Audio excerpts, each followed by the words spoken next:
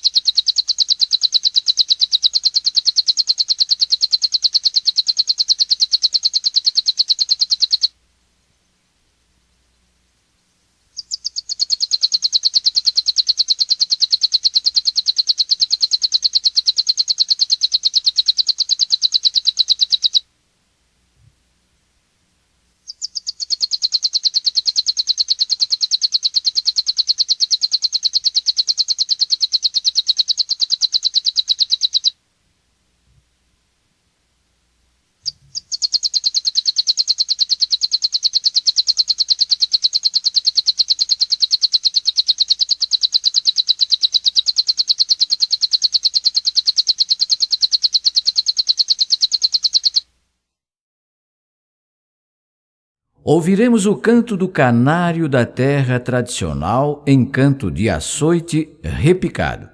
Esta ave habita os estados de Minas, Mato Grosso, São Paulo, Goiás, Espírito Santo e outros.